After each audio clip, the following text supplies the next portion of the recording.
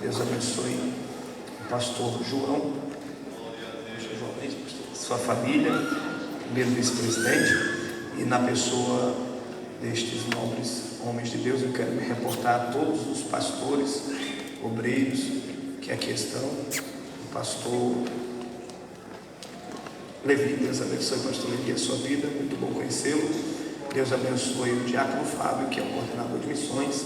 Obrigado por conceder também a oportunidade.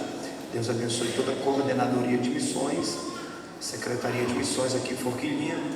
Que a bênção de Deus seja sobre os missionários que essa igreja mantém. Que abençoe os campos missionários, as famílias missionárias. Deus abençoe mais uma vez o meu amigo José, que está fazendo o translado, sua esposa, a irmã Jaqueline. Deus abençoe o Elias e seus irmãos que estão cuidando de modo tão excelente da nossa vida. Deus abençoe a todos que estão fazendo parte deste trabalho. Sejam abençoados pelo Todo-Poderoso. Queridos, por gentileza, eu quero ler com vocês na primeira epístola do apóstolo Pedro, capítulo 1, e nós vamos ler o versículo de número 3. Primeira epístola do apóstolo Pedro, capítulo 1, e o versículo de número 3. Vamos ler até o versículo de número 5. Após lermos o versículo 5, nós vamos ler mais dois versículos, os versículos 24 e o versículo 25. Então vamos ler do 3 até o versículo de número 5. Primeira epístola de Pedro, capítulo 1, do versículo 3 ao 5. Depois leremos o 24 e o 25. Quero dizer aos irmãos que ao término estamos com as camisetas na saída, tá bom? É um projeto que Deus nos presenteou, camisetas que evangelizam. Esse tema aqui é um deles, mas tem outros que você vai poder encontrar lá na saída, estará à disposição de todos. Uma camiseta bem produzida, em alto relevo, tá bom, irmãos? Você pode conferir lá na saída, custa apenas R$30 e é uma camiseta missionária também, tá bom? Tem uma porcentagem que é atribuída a missões quando ela é vendida, tá? Não deixe de adquirir. Quantos acharam, digam amém. Amém. Versículo 3. Bendito seja o Deus e Pai de nosso Senhor Jesus Cristo, que segundo a sua grande misericórdia nos gerou de novo para uma viva esperança pela ressurreição de Jesus Cristo dentre os mortos, para uma herança incorruptível e incontaminável, que não se pode murchar, guardada nos céus para vós, que mediante a fé estáis guardados no poder de Deus, para a salvação que já está prestes a se revelar no último tempo.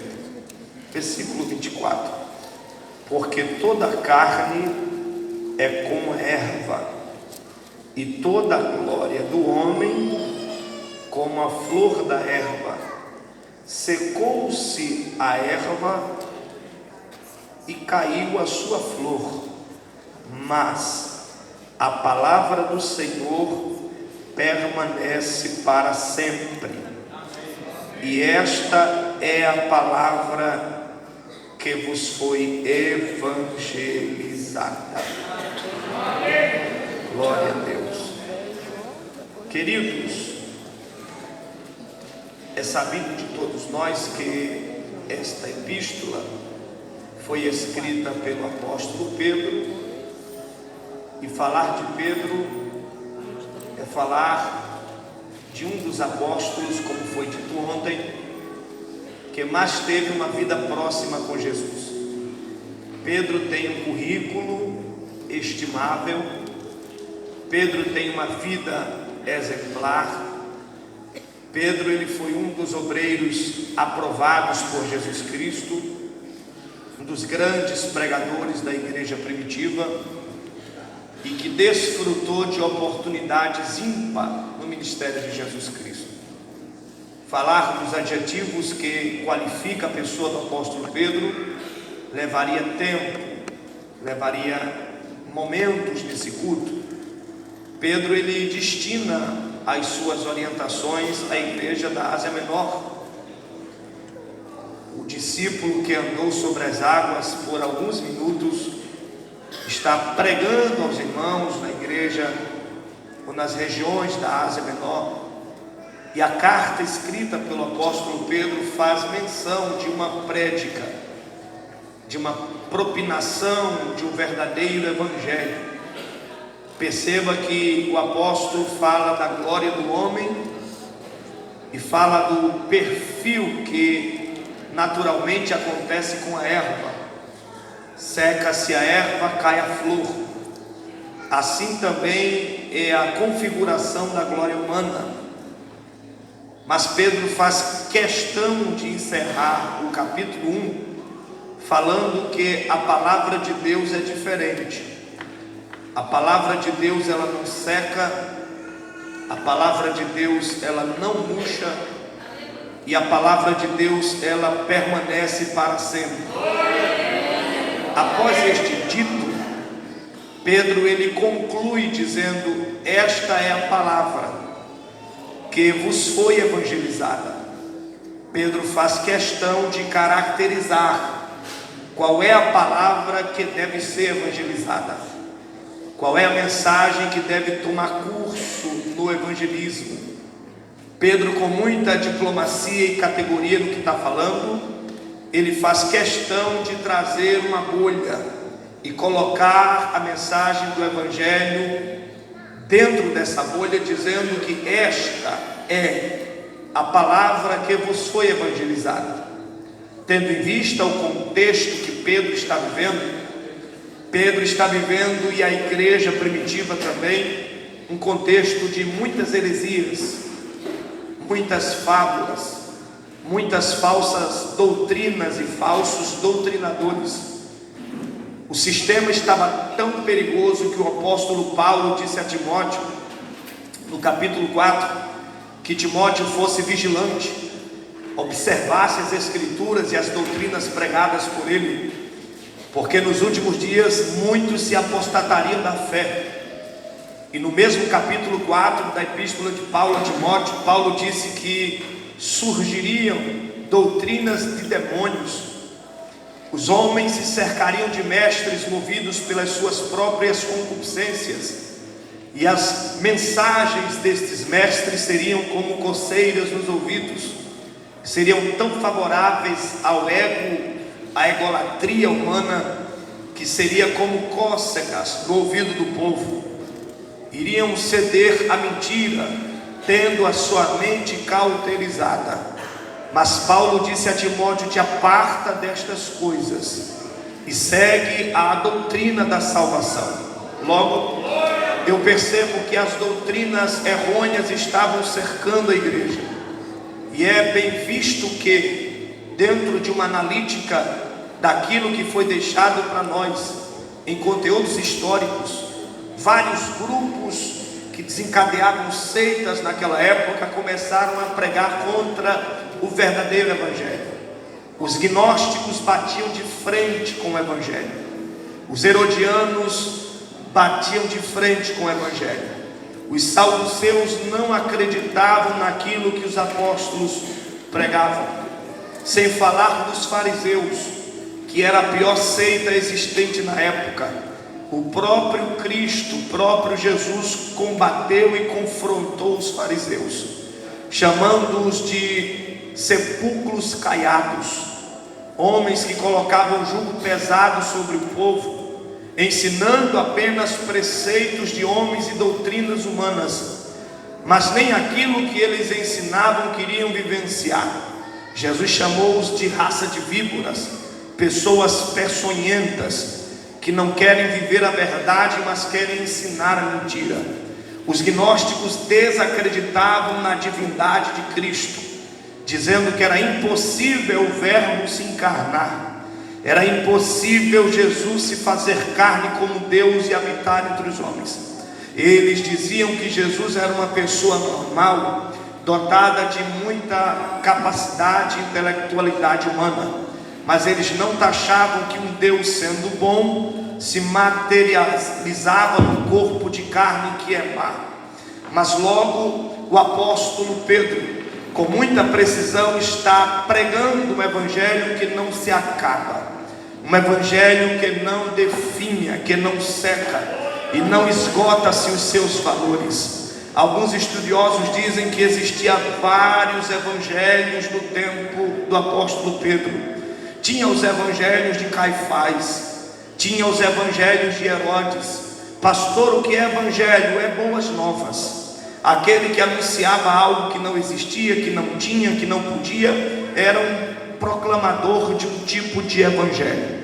Mas todos esses evangelhos passaram, e o evangelho que permaneceu foi o evangelho de Jesus. É por isso que o apóstolo Pedro está dizendo: a glória do homem passa, mas a palavra de Deus permanece para sempre. Já se passaram 2019 anos e nós continuamos pregando o mesmo evangelho, falando do mesmo Cristo que os apóstolos falavam. Mas o evangelho de Pedro, ou o evangelho pregado por Pedro, é um evangelho que tem um corpo, é um evangelho que tem uma característica, é um evangelho que tem traços específicos. Perceba que nos versículos 3, 4 e 5, Pedro está montando a pregação do evangelho, e Pedro está mostrando para nós que evangelho deve ser pregado, que evangelho deve ser propinado. E Pedro começa a sua pregação bendizendo o Deus, Pai de nosso Senhor Jesus Cristo. Pedro foi sintético em dizer, resumido em dizer na síntese: bendito seja o Pai de nosso Senhor Jesus Cristo. É lógico que essa palavra bendito tem uma abrangência muito grande, pois ele começa a sua pregação louvando, engrandecendo, enaltecendo o Pai de nosso Senhor Jesus Cristo. Todas as palavras que pudessem bendizer a Deus, eu acredito que ele usou para começar a sua pregação. Após ele bendizer o Deus Pai de nosso Senhor Jesus Cristo, Pedro vai começar a falar dos atributos que Deus tem. Atributos estes que não podemos encontrar nos seres humanos, porque são atributos divinos, são atributos supremos. E quando eu observo o primeiro atributo pregado por Pedro, eu percebo que Pedro tinha uma abrangência muito grande para falar. Pedro começa pregando um evangelho falando das grandiosas misericórdias de Deus. Mas eu fiquei pensando e analisando, Pedro poderia pregar sobre outros atributos que Deus tem, porque Deus é um Deus de multiformas e de múltiplos atributos e de muitas qualidades. Pedro poderia ter falado do grandioso amor de Deus, que é um amor diferente do amor eros, do amor filos, do amor humano, do amor paterno, do amor fraternal. É um amor ágape, é um amor incondicional. Pedro poderia ter falado do amor de Deus. Pedro poderia ter começado a pregação do evangelho falando da longanimidade de Deus. Acredito eu, você deve concordar que Deus é o ser mais longânimo do universo. Não existe um ser mais paciente, não existe um Deus mais tolerante, suportador como o nosso Deus. Deus é longânimo, e o fato de nós estarmos aqui é porque a longanimidade de Deus é muito gigantesca, é muito grande. Pedro poderia ter falado também da benevolência do Senhor, que é um atributo que só o nosso Pai Celestial tem. O Deus que a gente serve, sim, é um Deus benevolente. Pedro poderia também ter falado da ótica de Deus. Perceba que a ótica de Deus é um atributo divino, é um atributo supremo. Deus tem uma ótica diferente dos homens, Deus tem uma ótica diferente dos demônios. Deus tem uma ótica diferente do diabo. Deus tem uma ótica mais aguçada, mais precisa, mais valorizante. Quando Deus olha para alguém, Deus vê o que ninguém conseguiu ver. Deus enxerga o que ninguém conseguiu enxergar. O diabo olha para você, não dá nada por você, e ele quer lhe matar, lhe roubar e destruir. Só que Deus, quando olha para você, Deus vê em você o que o diabo não viu. Deus vê em você o que os demônios não viu. Deus vê em você o que os homens não viu. Se dependesse da sociedade, nós seríamos a escória dessa terra. Mas o que vale aqui dentro não é a ótica humana. O que vale aqui dentro é a ótica divina. Não é o que os homens veem em nós, é o que o Deus Todo-Poderoso enxerga em nós. Quando alguém olha para você, não vê nada, mas quando Deus olha para você, Deus encontra aquilo que Ele quer encontrar. É por isso que Deus disse a Samuel: eu não vejo como o homem vê. Quando o homem olha, o homem enxerga a aparência, mas quando eu olho, eu vejo o coração pelo lado de dentro. Mas Pedro vai falar, pregando sobre o Evangelho, das grandiosas misericórdias de Deus. Pedro começa a pregação do Evangelho, fundamentando essa pregação nas misericórdias do Senhor. E Pedro não fala de uma misericórdia pequena, Pedro fala de uma misericórdia grandiosa. A palavra misericórdia ultrapassa as 240 citações na Bíblia Sagrada. Você vai encontrar misericórdia no Antigo Testamento, e você vai encontrar misericórdia no Novo Testamento. Você vai encontrar misericórdia no Gênesis, e você encontrará misericórdia até o Apocalipse. Quando eu leio o livro do Êxodo, capítulo 20, versículo 6, Deus está dizendo a Moisés: Moisés, terei misericórdia daqueles que me amam e daqueles que guardam a minha palavra. A misericórdia de Deus é tão expressiva no meio do povo de Deus, que a bênção sacerdotal em Números 6:25 não é chave de casa, não é chave de carro. A bênção que é impetrada sobre o povo é esta: que Deus resplandeça o seu rosto sobre ti e tenha misericórdia de ti. Deuteronômio capítulo 5, versículo 10. Deus disse a Moisés: terei misericórdia até 1000 gerações. Jó capítulo 8, alguém chega para Jó e diz: Jó, quando fores buscar a Deus de madrugada, não peça outra coisa, mas suplique ao Todo-Poderoso a sua misericórdia. Salmo 31 está escrito: o ímpio se enche de dores, mas aqueles que clamam ao Senhor alcançará a misericórdia. Salmo de número 89, verso 4.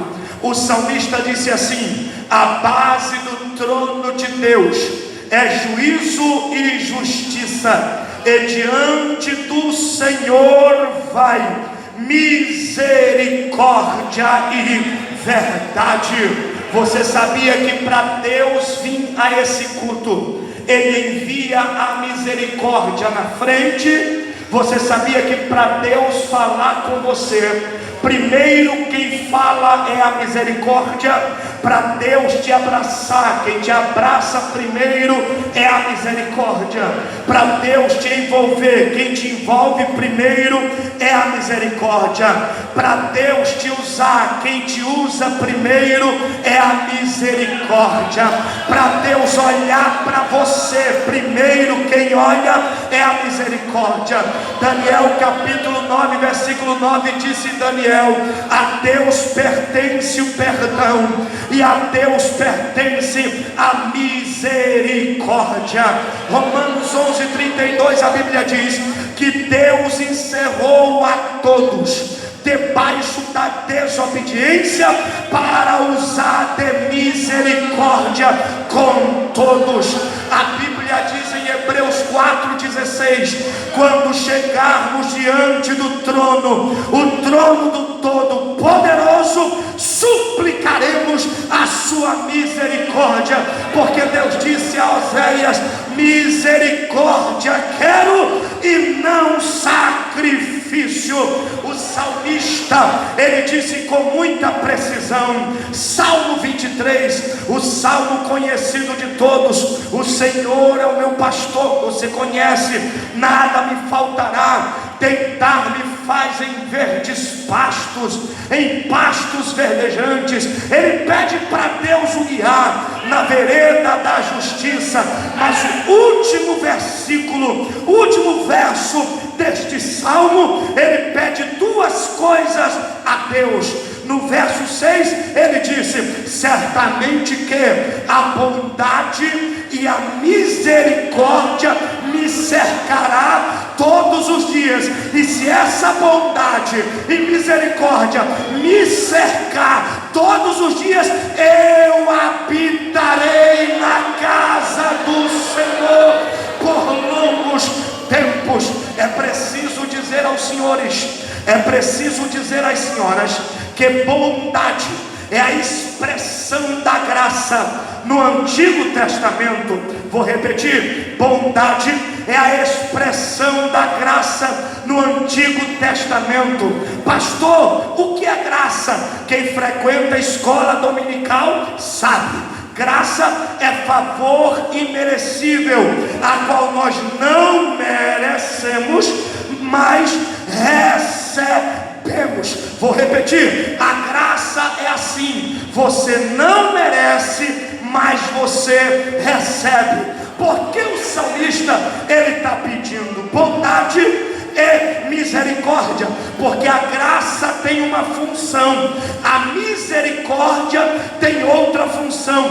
A graça te dá o que você não merece. Parece que eu estou vendo, a graça está olhando para a crente aqui e está dizendo: você não merecia paz, mas receba a paz. Você não merecia unção, mas receba a unção. Pastor, e a misericórdia? A misericórdia é diferente. A misericórdia não te dá o que você merecia receber, enquanto a graça está dizendo: receba. A misericórdia está dizendo: não receba. O diabo é doido para matar crente. O diabo é doido para capotar carro de crente. O diabo é doido para colocar ladrão dentro da casa de crente. Mas sabe por quê? O carro não capota por causa da misericórdia. Sabe por quê? O ladrão não entra por causa da misericórdia. Tem gente que não era para estar aqui, era para a veia do coração ter parado, era para ter parada cardíaca. Mas sabe por quê? Você está aqui porque a misericórdia chegou.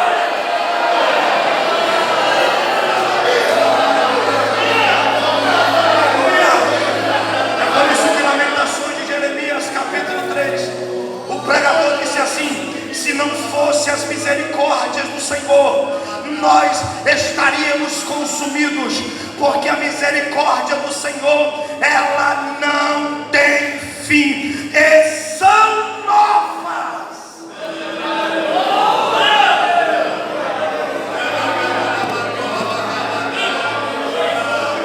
Cata a mão de quem está do teu lado e diz assim: todo dia é uma misericórdia nova.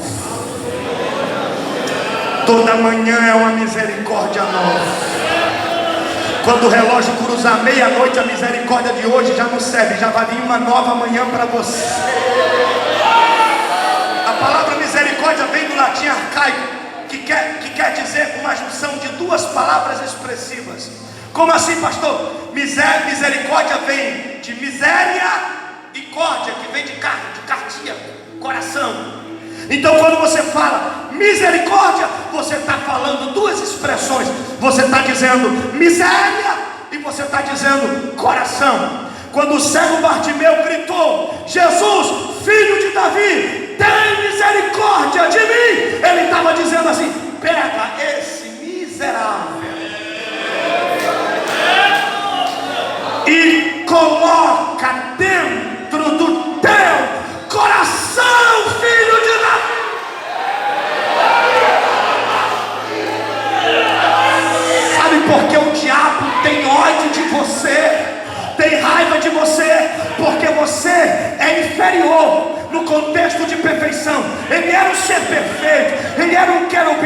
ele canta mais do que a gente, adora mais do que a gente, exalta mais do que a gente. Só que quando você falha, aí o diabo diz: deixa eu matar. Aí Deus diz: não toca, porque ele errou, pecou, falhou, porque ele está dentro do meu.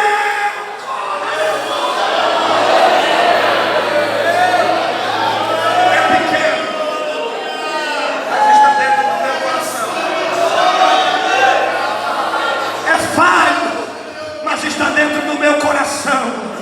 É fraco, mas está dentro do meu coração. Não conhece muito de grego, hebraico e aramaico, mas conhece da minha misericórdia.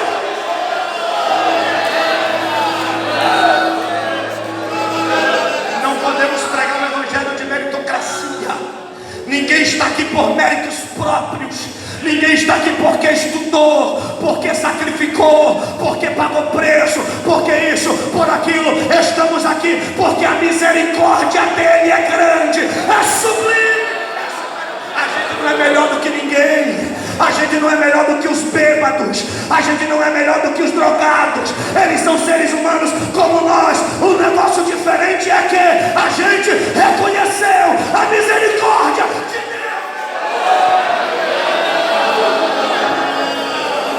Evangelho não é panelinha. Evangelho não é acepção de pessoas.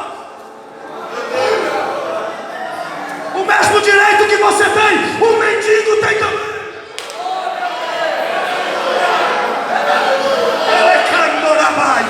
Porque tem gente que acha que só porque está com a gravata, só porque está com o terno, só porque está com a aliança bonita, só porque depois que aceitou Jesus comprou um carrinho melhor, está se achando melhor, o nariz já subiu, o salto já está mais alto. Desce, pedestal. É a misericórdia, é a misericórdia.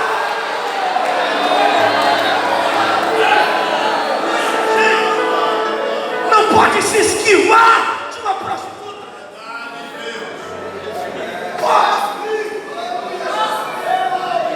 Não pode fazer descaso de um drogado, de um viciado.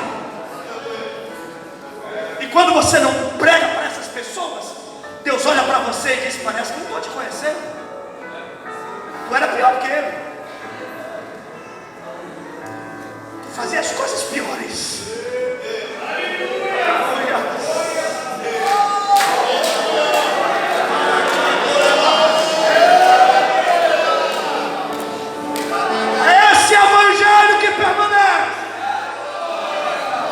Levante a sua mão para celebrar as misericórdias. Agradeça a Deus pela sua misericórdia. Se estamos aqui é porque as misericórdias dele não têm fim. Se estamos aqui é porque as misericórdias dele nos alcançou. Se estamos aqui é porque a pregação do evangelho, que é misericordiosa, veio até nós.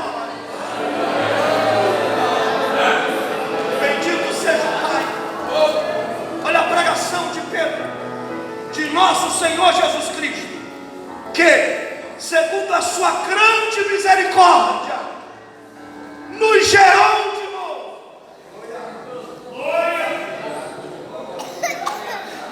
Nos fez nascer de novo. Olha o evangelho que Pedro está pregando, um evangelho que faz gerar de novo, um evangelho que faz nascer de novo. E sabe qual é a minha preocupação? É que Jesus alertou em Mateus 13.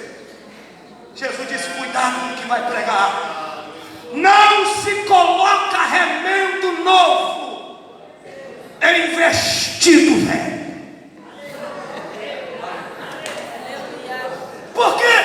Porque se a gente ficar pregando um evangelho superficial, o problema será irreparável.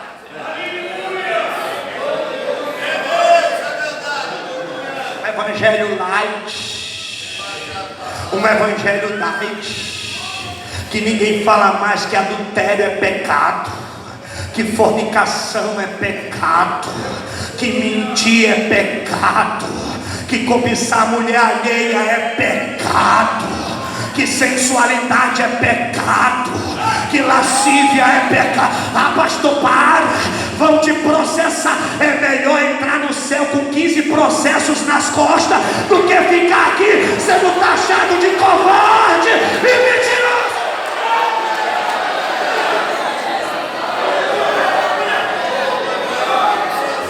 Porque Paulo já pregou aos 2 Coríntios 5,17: aquele que está em Cristo, nova criatura é. As coisas velhas ficam para trás e tudo vai se fazendo novo. Foi o próprio Pedro que disse: assim como é santo aquele que vos chamou, sede vós também santos. Só da igreja, pastor? Não, em toda a vossa maneira de viver, porque está escrito: sede santo, porque ele é santo. Pastor, o que é ser santo? É ser diferente. O evangelho que Pedro está pregando é um evangelho para quem quer ser diferente. Até porque evangelho não é para quem é normal. Evangelho é para quem gosta de loucura. O normal nunca vai acreditar na pregação do evangelho. Jesus disse assim: vós sois o sal da terra. Eu fiquei perguntando esse dia para Jesus: por que Jesus escolheu me chamar de sal? Por que não o Nutella, que é mais gostoso? Por que não nos chamou de farofa do churrasco? Por que sal? Aí Jesus me disse assim: conhece de culinária? Quem conhece de culinária que sabe cozinhar? Feijão, arroz, carne, sabe? Quem sabe aqui? Só as irmãs que cozinham, levanta a mão. E os varões que sabem cozinhar, cadê? Cadê os obreiros? Não é fritar um ovinho, não. É cozinhar mesmo. Quem sabe cozinhar vai entender o que eu estou dizendo. Você pode ter o maior fogão da cidade, a panela pode ser industrial, o fogo pode ser sustentado por gás encanado, botijão ou a lenha. Você pode colocar todo o tempero que quiseres na panela, o negócio só fica diferente quando chega o